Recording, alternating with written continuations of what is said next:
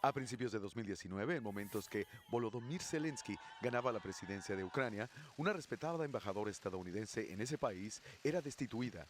De acuerdo a los testimonios, se llamó a Marie Yovanovitch de regreso a Estados Unidos tras una larga campaña para desprestigiarla, la cual señalaba que era desleal al presidente Trump.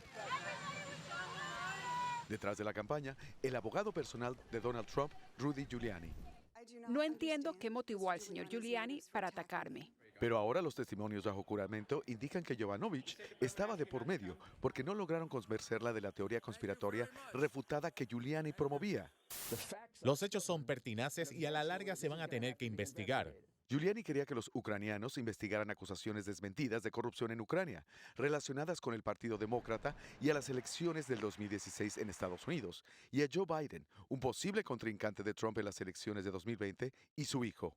Giuliani insistía que no tenía nada que ver con los planes de reelección de Trump y que no había nada ilegal al respecto. Pero, poco después, Trump decía que si algún país le ofrecía información que perjudique a un enemigo político... Creo que me gustaría enterarme. ¿Quisiera ese tipo de interferencia en nuestras elecciones? No se trata de interferencia. Ellos tienen información. Creo que la aceptaría. Si pensara que hay algo sospechoso, a lo mejor acudiría al FBI. Mediados de año, el equipo de Trump aún presionaba para que se lleve a cabo una investigación. Se abrió un turbio canal extraoficial entre la Casa Blanca y Ucrania, al aumentar la participación del embajador de Estados Unidos en la Unión Europea, Gordon Sondland. Los funcionarios de carrera se alarmaron, entre ellos la entonces directora de Consejo de Seguridad Nacional para Europa y Rusia, Fiona Hill. Porque él estaba involucrado en un encargo político nacional y nosotros trabajamos en las relaciones exteriores de seguridad nacional. Ambas cosas divergían. Ucrania había deducido que la intervención de Ucrania en las elecciones de Estados Unidos y la acusación contra Biden no tenían base en los hechos. Al principio no quería meterse en la política de Estados Unidos, pero luego la Casa Blanca suspendió casi $400 millones de ayuda militar a Ucrania, así como una visita del presidente Zelensky a la Casa Blanca. Trump llamó a Zelensky y le dijo explícitamente: "Me gustaría que nos hagan un favor". Le pidió personalmente que lleve a cabo una investigación, mencionó a Biden por su nombre.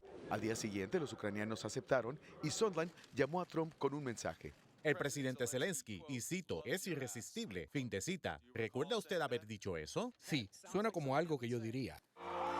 Los que defienden a Trump decían que se trataba de una lucha contra la corrupción en Ucrania, pero luego Sondland dijo que todos sabían que se trataba de forzar a Zelensky a anunciar públicamente que Biden fuera investigado. ¿Quién se beneficiaría de una investigación a los países? Supongo que el que se beneficiaría sería el presidente Trump. Ahí lo tienen.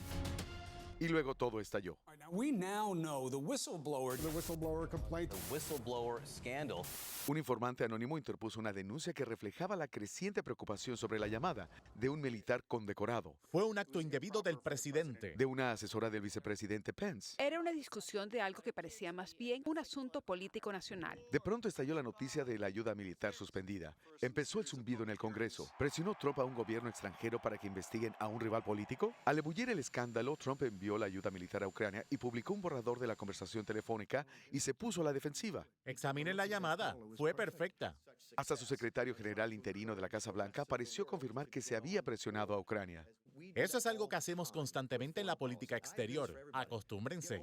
Más tarde se desdijo. A fines de año, al enfrentarse a una investigación para juicio político, Trump ordenó a sus funcionarios que desobedezcan las citaciones del Congreso para que expliquen lo que había sucedido. Él insistió que nunca hubo un acuerdo. Nunca hubo quid pro quo. No hubo quid pro quo. En absoluto. No hubo quid pro quo. Pero su propio embajador Sondland dijo lo contrario bajo juramento. Was there a quid pro quo? ¿Hubo quid pro quo? Como presté testimonio anteriormente con relación a la llamada y a la reunión solicitada en Casa Blanca, la respuesta es sí.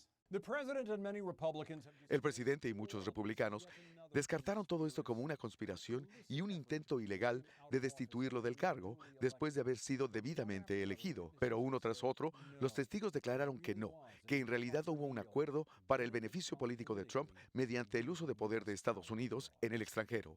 Tom Foreman, CNN, Washington.